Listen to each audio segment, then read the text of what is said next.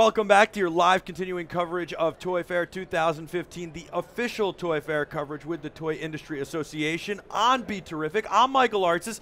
Thanks so much for joining us. I am so excited. You guys have been jacked up about this. The chat room is going crazy. If you want to join the conversation, go to BeTerrific.com/live. Scroll down past the video player. You'll see an IRC chat. Join anonymously, or you can join by creating a login. When you come back, we'll know exactly who you are, and we can continue the conversation regularly. That's the easiest way to get involved. Then you can tweet at us at BeTerrificTV on Twitter and Instagram. We're also at BeTerrificTV. Don't forget to download our app to take us on the go. You can watch our live stuff and our archive content, as well as engage with us. app.beterrific.com. That's for Android, iPhone, and Kindle. And don't forget, if you want to email us, seems so old school these days, but if you want to email us, you can do that. connect@beterrific.com. One last thing, the phone number, 201-735-7711. You just watched the music video from the band Knock. You can buy their single on iTunes, NOHC. It's pretty cool, but I've got Console Wars here. It's Blake Harris. This is the book. It's called Console Wars. Everybody, including my boy Handsome Jared, who was on earlier and is hanging around. We had an NES, we had a Sega Genesis. And I say we because collectively, the group, all the boys, we had these. Had to have them, and we had our own Console Wars. How did you come up with the idea of writing this book? By the way, Tom Kalinske brought you on. He introduced us to you. He said, you got to get him on, and we were so excited. He was such a great guest yesterday, and I want to thank him for bringing you on. I thank him, too, for getting me on here. He's letting in the me book. Be a part of your terrificness, and just entering my life. He is one of the most exceptional guys I've ever met, and even before I knew him, he shaped my childhood, which we'll get into in a bit. But how did I get into writing Console Wars? It was simple. I was a soldier in the Console Wars back in the day. I had a Nintendo. I desperately wanted a Super Nintendo. I remember begging my parents and me and my brother lobbying for our Christmas gift. All right, we want the Super Nintendo. Here's why we should get it. But no, my parents, for business reasons, because Super Nintendo wasn't backwardly compatible, which ultimately is a business decision, financially driven, it would cost X amount of money to include that. So my parents didn't want to give money to Nintendo. Somehow Sega Genesis was an exception, and that's how I joined the 16-bit battle and all those schoolyard fights, and I was fighting to the death for Sega. Wow. Wow. Now, I haven't read the book, and I don't like to talk to authors who haven't read the book yet, but I know the story, or a lot of it, because I lived through it. I also know a lot from Tom yesterday. He really summarized it well, told us a lot of great information, a great story, and I can't wait to read it. I gotta ask you a bunch of questions. First of all, this one comes from B. Sure. Holtz in the chat room. What preconception did you have about the consoles or the companies that, upon researching and doing interviews, you found to be completely wrong? I guess my greatest fear was sort of that people working at Sega and Nintendo would remember it and experience it as just any other job. You know, you punched your time card and you were there and you did what you did for a little while. Here's a copy of the book. Here's the book right here. But it was anything but? It was anything but. It was like Willy Wonka's factory at both these companies, and it was very different culture at Sega and Nintendo. But that was what my biggest fear was, that it wouldn't be as an exciting story behind the scenes, and that was absolutely wrong. It was the games they played behind the scenes were more exciting than the games that we played on the screens. It really is. We learned that from Tom yesterday. They were bitter rivals, and it seemed like they'd spend endless money to go head to head. Yeah, and even nowadays, it's been 20 years. You think email is old school. This is old school. You know, when I first got into researching and writing the book, and we're also doing a documentary and a feature film, I sort of imagined this rivalry between Sega and Nintendo would be like that between Magic Johnson and Larry Bird. You know, two great warriors pushing each other to new heights, and in the end there was a learned respect, maybe even a reluctant respect for one another. And they definitely push each other to new heights, but there's no respect. 20 years later, the people from Nintendo still don't like those from Sega, and vice versa. And so it was fun for me to sort of act as the go-between, almost feel like a high school reunion coordinator talking to this group and this clique.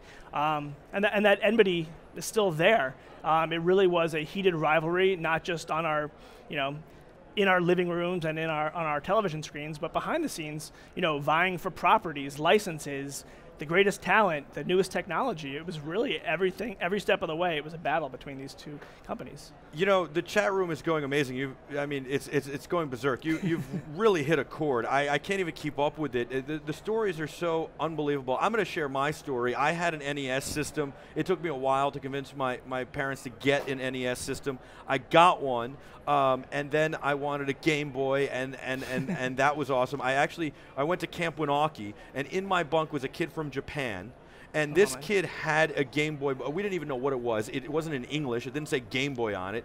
And he had these games, and they were all in Japanese, and we played them, and we loved it. And his dad apparently worked for Nintendo. And then when we came home from camp a few months later, Scott Damash was the first one. I remember going to Big Top Toys, and his mom took him the day it came out, and literally she had the Game Boy and 20 of the games, and it was like another year later, it seemed like, before I got my Game Boy. But it was unbelievable. And then Game Gear came out, of course. But the big thing for me was I wanted Super Nintendo really badly, but what I had to have and loved was Sega Genesis. That thing was unbelievable. And the funny thing is, we can talk Atari, we can talk the Magnavox system before that, and we can talk all of this stuff, even Neo Geo, but to me, the Sega Genesis system kicked off the wars, and it really became Nintendo versus Sega. Is that true, that all the other stuff kind of ceased to exist at that point?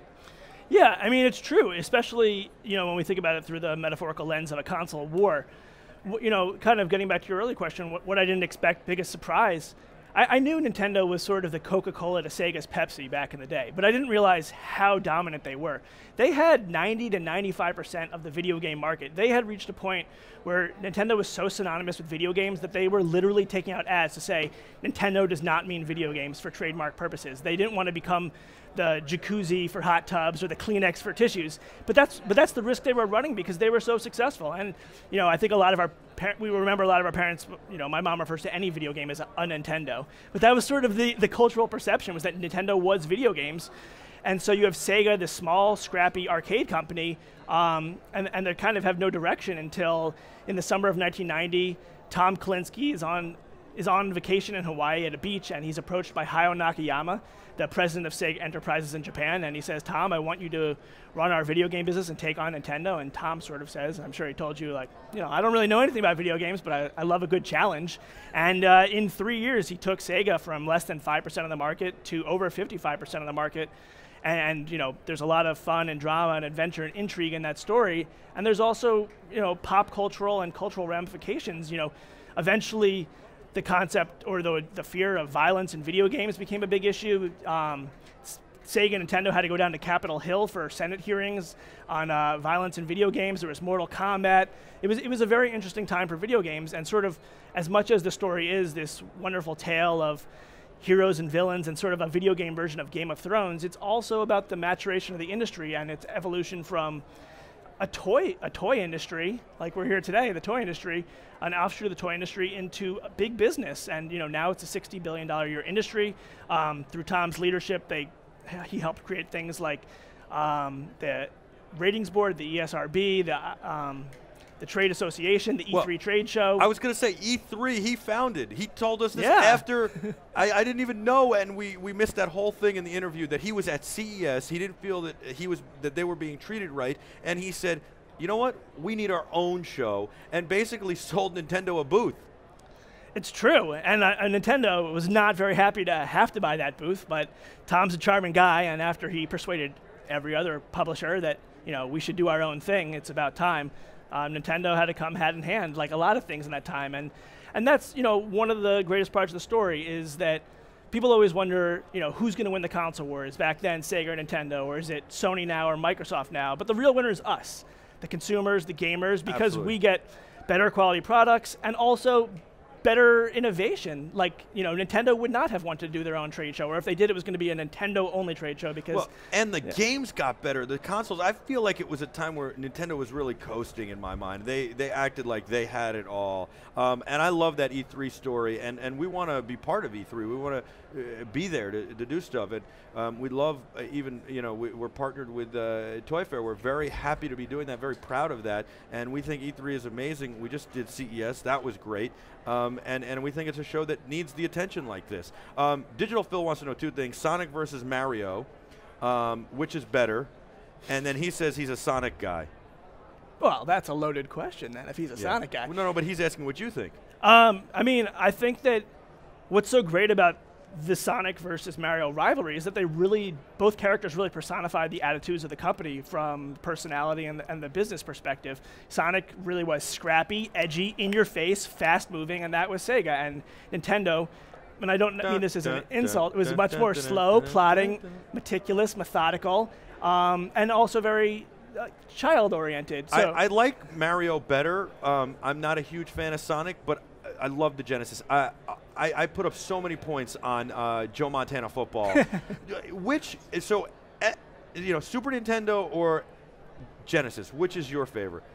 Well, I feel like my eyes lit up when you said Joe Montana Football. I was a huge sports guy. NHL 94, the Madden games, the NBA Jam, the Genesis version. Yes, he's on fire from downtown. Yeah, exactly. And so I was definitely a Genesis guy. It was better for sports games. There were certain, we could argue to the death over which had the better technical capabilities, but the sports games were better on the Genesis. All right, let's talk favorite games. Are you ready? Yeah. All right, we're going to go NES, favorite game. NES,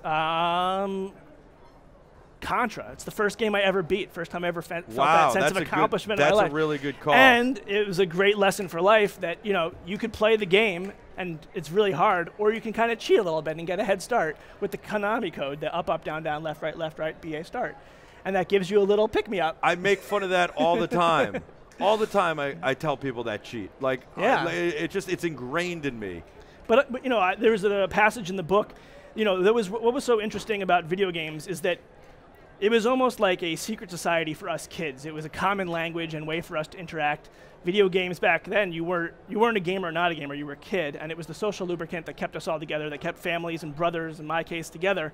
And I sort of thought that the password to the secret society was that Konami code, and our secret society was existing in plain sight. I remember my parents sort of walking by the television, and they knew that this was something me and my brother liked, but they didn't understand the extent of how we connected with the video games in a way that they didn't. And that was really interesting because they could see it, they thought that they understood it, but there was just a special vernacular, and that's really what Sega capitalized on. That's why their marketing was so genius to really embrace this fringe child society and take it to the next level, as was their campaign. All right, the book is Console Wars. I want to give it a plug again right now. Blake Harris, Console Wars. It's huge, by the way. It seems like a good read. Is it available digitally? It's digitally available. It's Excellent. waitlist that way. And what about Sega? What was your favorite Genesis game? Favorite Genesis game? I mean, Sonic 2 is a classic. A lot of people say that. Me, it's Joe Montana Football. I put up like 144 points, 123 points, 103 points. Loved it. Loved that game. What about Super Nintendo, SNES? I'm a Mario Kart guy. Yeah. I still am. That's a good game. Yeah, it's a fun game. I mean, even that, it shows that I like the sports games. That's as close to sports as Nintendo really got. Right. Yeah, back then, certainly. They did have tennis, though, I think, right? And Tecmo Bowl. Don't forget about Tecmo Bowl. They had the original Tecmo Tecmo Bowl, and they eventually had Ken Griffey Jr. Baseball. Yeah, and they had, what's the baseball game? It was just RBI Baseball, I think, that somebody has put on YouTube the entire 86 Game 6. They've played the entire Game 6 out between the Red Sox and the Mets. That's really with the great. Buckner play. Did you ever see the video they put up of beating Super Mario 3 in like 4 minutes? No. That was like, it made me so sad because I think I spent about 6 months of my childhood trying to beat this game, and I don't think I ever did. And some guy in 4 minutes or 8 minutes just beats the game, and it was like, where were you when I was a kid? Amazing. Come on, guy. What about the N64? B. Holtz is saying this guy, they said it was vaporware. He was in the chat rooms trying to buy it, $250, $260, couldn't find it anywhere, finally got his hands on one. Yeah, I mean, the N64 was a huge deal because they were, it was sort of this arms race. We have CD, and then Nintendo tried to have CD and then chose not to, and Sega had the 32X, and sort of everyone was trying to have the most bits. And Nintendo sort of leaped forward and went to 64 bits, but it did take a really long time, and there was a lot of people who thought that it was vaporware and was never coming out. And one of my favorite stories from the book and just from that era, it's a little bit of a spoiler alert, but I think we all kind of know how this story ends to some extent. Sega, what was so fascinating is that under Tom's leadership, they had the chance to have the technology that was the N64 and also to partner with Sony in what would have been the Sega PlayStation. So they had the chance to basically have the two systems that led to their demise. And there's, uncovering stories like that were not just fun, but it was also just amazing for me growing up then, thinking like, no, that's what it could have been. And it could have even been maybe better than we think of today. Were you shocked by that? Yeah. I was shocked by that, and even more so, I was shocked that nobody had written about this before. I feel so honored to be the one to write this story of so many of our childhoods. And before I even wrote the book, the real answer to why, where the idea came from or why I wrote it is I wanted to read it. I grew up during this time, and I just wanted to know, now I'm an adult, what was really going on behind the scenes? Yeah, I love that. We've sparked such a conversation, by the way, in the chat room. Everybody loves Street Fighter. Of course, they're going back and forth. N64 GoldenEye, which was an amazing game, versus was it Zelda on N64? Just everybody's got their own game here. Baseball Stars was awesome. Of course, people like Tecmo Bowl, Shining Force 2. I mean, we could just, Konami is a big one. Obviously, we could just go on forever. What about Contra? Contra was unbelievable. So I remember I had a babysitter, Sharon Zatorsky, and she used to let me stay up a little bit later if I was on my best behavior. And one night, she let me stay up until what felt like 5 in the morning. It was probably like 10 at night. And we beat Contra. And I felt like this incredible sense of achievement, but also that feeling you always feel when you beat a game or really achieve anything in life where there's almost a little bit of sadness that it's over. Right. Like that was always a sad feeling when you beat the game. You were like, now what? Yeah. My first all-nighter was with Hallie and Zach Reckler. It was Hallie's birthday. And Zach and I stayed up all night playing video games, and Hallie was in and out of sleep, and then there were like 4 other kids in the room that they were out like lights. But we played all night. Well, it was just so great, such a great way to keep friends together, and such a good excuse to get together. I think a lot of what we were probably thinking at the time was, about sports and about girls, but you wouldn't call up a friend and say, hey, you want to come over and talk about girls? No, that's weird. You call them up and say, hey, you want to play Genesis? And then you talk about girls, you talk about sports. B. Holtz brings up a good point. He thinks the controller was better on Genesis than NES. I agree. That was, again, that was where Nintendo was like asleep at the wheel, and then they started like the Power Glove, which I loved, but I never could figure out to do anything with it. And then I talked to Tom about like, you didn't have a Power Glove, you didn't have a gun for Duck Hunt. They didn't have Duck Hunt, but they didn't have a gun like Duck Hunt. Right. What about not having the accessories versus having the accessories? That's really so much where it was like an arms race. As Sega, under Tom's leadership, really started to skew older and crack this teen and young adult mainstream audience, Nintendo then released their Super Scope 6, which was a very un-Nintendo product. They were all about kids and family values, and they had this huge bazooka, which they ended up, a guy from Sega ended up whipping out during the Senate hearings to say, like, all right, we might have more violent games, but you guys are not blameless in this yourselves. And it was really just all this back and forth, and the peripherals were a great way to get a leg up because it was a little bit lower cost than the development of a game, and you just hook it up to the system, and it felt like, souping up your cars. Will there be a documentary? There will be a documentary and a feature film. A feature film? Who's going to play Tom? Well, I think we all would agree Brad Pitt or George Clooney probably should. But, I've been so lucky. The foreword of the book is written by Seth Rogen and Evan Goldberg. Wow. Who are 2 of my favorite writers and directors out there. And they, in addition to... Have you played video games with those guys? No, I haven't actually played with them, but we've been working for almost 3 years now on this documentary and this feature film, and so they've been producing the documentary, and they're also producing and will be writing and directing the feature film version of the book. That's Seth Rogen something else, isn't he? He is pretty amazing, and I was so happy within seconds of meeting him for the first time that laugh is real. Yes, that's really what he sounds like, and it happens all the time. I was on the set of his latest movie that he's working on back in December, and he's just, what a great guy, what a nice guy, really what a down-to-earth guy, and that laugh is real, which is amazing, because I really thought it was a put-on until then. Yeah, and sort of just, again, talking about the cultural and social significance of video games, everyone says, like, oh, how were you, how did you meet Seth Rogen? It was purely luck. I had this idea. I had my manager send him an overview of the project, but what really hooked him was that he grew up during this. Him and Evan are writing partners, directing partners, and they bonded over video games. So our first meeting was really just their shorthand conversation about how their friendship began through video games. And did you go meet people, or did you just did you like go meet them to do the interviews for the book, or did you actually just pick up the phone and call them? A combination of both. All in all, it was about a 3-year research and writing process, which felt grueling at times, and I would have loved to have gotten to the finish line, but that was the best part about this book, because it was a 3-year relationship with people like Tom, Al Nilsson, Peter Main, all these. What about Game Gear and Game Boy?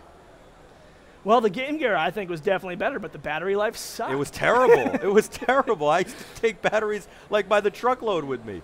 Yeah. And there was no cheapbatteries.com back then. There was so much that there was not back then that it's hard for people who didn't grow up during that era to really understand it. I remember one time, I had no disposable income as an 8-year-old, so everything would come from my parents, and it would almost always come as a birthday present or a Christmas, Hanukkah gift. But one time, my parents were going to get me and my brother just a gift, just for the hell of it, and we were at the Jefferson Valley Mall in Yorktown, and they said, all right, you guys get to pick out a game. And our entire criteria for picking out a game was just the back of the box. There was no internet, there was no message boards, there weren't even all the video game magazines. You have to think back then, we were so isolated, and that was also part of what made me want to write the book, is realizing that I knew that I had this very intense experience with Sega and Nintendo on the schoolyard, but I didn't realize that everyone around the country also had that same experience, that this is sort of that shared thing that unites us that we didn't even know was going on at the time. Yeah, it really is very true. And we all have that same experience. Yeah. We all had to pick it out the same way. I remember going with friends and you wouldn't even know anything about the games you were picking. You were just like, oh, that cover looks cool. That's obviously you knew what Joe Montana football was, but past that, you didn't know. What about Mike Tyson's Punch-Out? That was one of my favorites. Mike Tyson's Punch-Out was fantastic. Yeah. I never got up to Mike Tyson, though. I couldn't even get past Piston Honda. I love that nowadays you can put a lot of these on your phone as either as ROMs if you're using Android, or sometimes you can download them, like Contra I put on my iPhone. I'm waiting for Mike Tyson's Punch-Out on the iPhone. I love these games. And I'd love to have, honestly, I'd love to have Joe Montana football on my iPhone. I think it would be amazing. I also love you can AirPlay the games. I love where the business is going today, too. You got a lot of these streaming services, which are amazing, and controllers like Mad Cats that are unbelievable. And I love the different way it's going. What do you think of the business where it can literally, it's a business as far as playing video games? Doesn't that blow your mind that literally you could make millions of dollars just playing if you were that good? If you could have beaten Mike Tyson? Yeah, I mean, Tom and I were talking as we've been walking around Toy Fair the past few days, and we were saying, back in 1990, the video game business was a big deal, but it was a $3 billion a year industry. Now it's $60 billion. It's bigger than the toy industry, and it's branched out in so many different ways. Not only is it console gaming, but it's also the mobile gaming, and it's also esports and watching other people play. It's really just changed in so many ways, and it only seems to be growing. The Neo Geo is coming back too. What do you think about the things that, like the Atari Lynx, the Neo Geo, all these things that were kind of on the fringe that really captivated us for a few minutes but never really became mainstream?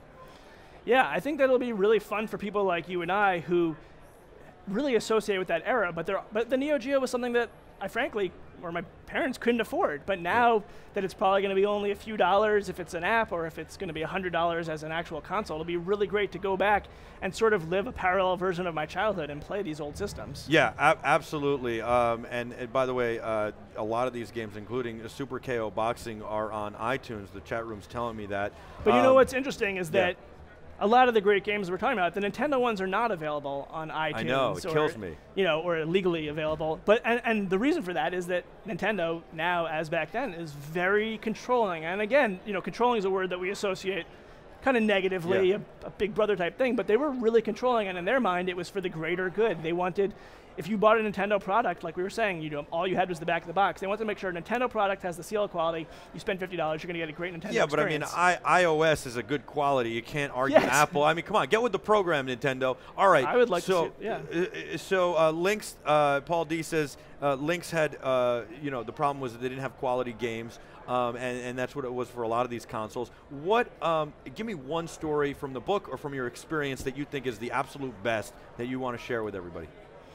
To me, the absolute best, is the creation of Sonic the Hedgehog, and that sort of foreshadows the rest of the story and tells you a lot about what made Sega so successful. So first and foremost, Sonic and Sega were successful because they had great games, whereas Lynx and other products didn't. So none of this, Tom's success, Al Nilsson's success, none of this would have happened without the games. You needed that. You need that underlying product. But what they did so well to take it from good to great and iconic is they really worked on it from the marketing perspective. And they took Sonic from the original version where he had fangs, he had a busty girlfriend named Madonna, he was in a rock band, and they turned him into this evergreen Mickey Mouse for their company. And so sort of this evolution of Sonic from just the guy who happened to be in a good game to this iconic character that even nowadays I still see kids walking down the street with Sonic t-shirts, Sonic backpacks. You know, that's the everlasting power and value of marketing. You know, before writing the book, I think like a lot of people, I didn't have the greatest opinion of marketing. It was just, I just thought, oh, that's television commercials. I didn't realize that there was an inherent value to creating a backstory for a character, and that understanding and knowing these characters takes them to another dimension, and that's what Sega did so well during that time. And we're starting to see that more and more. I was talking about it even a couple weeks ago. I was playing a PlayStation 4, and now I want one. I'm like addicted. You're playing. It's like kind of like a movie and a comic book and a video game converged. And I'm playing the story of this person's life, and they have a backstory, and I have to fulfill scenes of the movie that look very realistic, which is amazing. These guys are throwing out Warbirds, Batman Returns, Ryger, Digital Phil, and Paul D. and Paul Dixon are saying this stuff, and everybody's just so excited. So I got to throw those out. Ben's watching, and he just loves Sonic 2. Sort of going back to the creation of Sonic, you know, before writing this book about the battle between Sega and Nintendo, and it is not a short book, I figured that the greatest battle was going to be between Sega and Nintendo, but it turned out to be between Sega of America and Sega of Japan, and just this cultural chasm. You know, as much as we remember Sega and Nintendo on the schoolyard and Sega as a success over here, getting up to 1.55 or 60% of the market, in Japan it never exceeded 20% at most. So they were never really successful in Japan, and they were the parent company watching their subsidiary generate most of the business, and it created this cultural conflict. And Sonic 2 is an interesting example because the creator of the game actually quit, and then Tom and Shinobu Toyota managed to bring him out to America. So Sonic 2, I think part of what makes that game so great is that it was developed in America by Japanese developers, but it sort of was this great fusion of everything that was going right at SOA, Sega of America, and Sega of Japan. You know what I'd love to see? Do you think we'll ever see this? I'd love to see like those games brought up to today's kind of graphics capabilities and kind of modernized and redone, but still with those storylines and those games like we do with movies, right? We have remakes of all these movies now. Why can't we have remakes of our video games? Because like Adam has a Neo Geo, he brings it to the office and we're playing it, and it's cool for, you know, an hour, but realistically, you know, it's a 4:3 signal. The graphics are awful. It's fun to relive that and have nostalgia, but why couldn't we have it in a PlayStation 4 or an Xbox One or something else today? No, I think that's a great idea, especially when nowadays, you know, you can buy a game online for $15. It doesn't need a $50 console game, but if they were going to do an updated version of Sonic 2 in 3D rendering, but it was still pretty much the same game and the same story, I think it's because the video game companies, and I can understand why, they're so focused on what's next. They're not thinking enough, where did we come from, or how can we take what we came from and add a twist to it and, you know, not only make some money, but make a great game that you and I will buy because we would love that game. Sure, we'll spend $15 to buy a new Sonic 2. Why not? It'll be hours of fun. That's something I'd like to see them do more. I think Nintendo in the past couple of years, though, has started to understand the cultural appreciation for their IPs. And you know, I even just saw recently they're going to have a Netflix series of Zelda. You know, they were scarred a lot. Getting back to one of my favorite stories from the book was the Mario Brothers movie. Great movie, right? No, it was awful. It was like we thought as kids it was going to be great. But we didn't even like it. We didn't even like it. And while I was writing the book, you know, it's research to watch the movie again. So I thought looking back, it was awful. There's not even a redeeming quality. I thought it would be like, oh, you know, this wasn't as bad as I remembered, because I had low expectations. But it is horrible. The costumes weren't even good. Yeah, and that scarred Nintendo in the sense of that they didn't exploit their great IPs like Donkey Kong, Mario, Zelda, Luigi. And it's nice to start to see them do that. And they are doing those Nintendo remix downloadable games, which is like taking Zelda and putting them in Mario Brothers, and it's getting kind of closer to what you're describing of like maybe a more sophisticated version of these old games we used to play. Well, Digital Phil's saying I've got a PS4 in the palm of my hand, my iPhone. I kind of agree with that, but a PS4 is so much further along now. I love that people can interact, though, as they're playing. They can talk to people all over the country. They can play with them. My first experience with that, I was at New York 1 as an anchor and reporter, and on Saturdays, it would be light news days usually, and the whole edit team would get in the conference room and play Black Hawk Down on a 60-inch plasma back in the day, and play with all sorts of people all over the world. And I would go in during lunch and play like one game, and it was terrible. I was terrible at it. But it was my first experience with that, and it was unbelievable. And by the way, at that point, a 60-inch plasma was huge, so this was unbelievable. So that was kind of fun. But what about, you know, I have always wondered this. Why didn't PC gaming take off back then? It's not even part of the conversation. Do you even mention it in the book? It wasn't a big deal. And looking back, you know, sort of my theory is that I had Wing Commander, I had Flight Simulator, I had some good games. Well, what happened was, in 1983, there was this video game crash. 1993 was NHL hockey. No, that 1983, was even 10 years before. Yeah. There was this video game crash, and people said the video game industry is dead. Even, you know, Tom Kalinske, before he was at Sega, he was at Mattel, and they had the Intellivision, and it almost crippled the company. So people thought video games were dead, and you know, nowadays we might think, oh, they didn't really think that because we know that how successful they really thought. But they were, because it could have just gone to PCs. Personal computers were becoming the hot thing, but Nintendo came in, was able to chase off the ghost of Atari and find success with the console. I thought it was the E.T. game that chased off the success of Atari. No, it did, but Nintendo sort of resurrected the video game industry, and that's part of why they were so controlling, because they didn't want that to happen again. But sort of, we can look at it as an experiment where in America, Nintendo came in and they sort of took us away from the PC gaming because they had this devoted console with great graphics. But meanwhile, in Europe, Nintendo had not really been successful there, and PC games did take off. So, you know, where we were fighting about Sega and Nintendo in America, they were fighting about consoles versus computers in Europe, and you do sort of see an intersection of those two worlds with the PlayStation, which was much more sophisticated looking. It felt more like a computer system, and they, you know, part of what made Sony and PlayStation successful was they focused on Europe, which had kind of always been a secondary market. You know, Sega changed that a little bit, but they went all in on Europe, and that was sort of the best of both worlds, and maybe also why, you know, it still took a little while for PC gaming to take off, because they harnessed what was so great about PC gaming. I had a PlayStation in my car.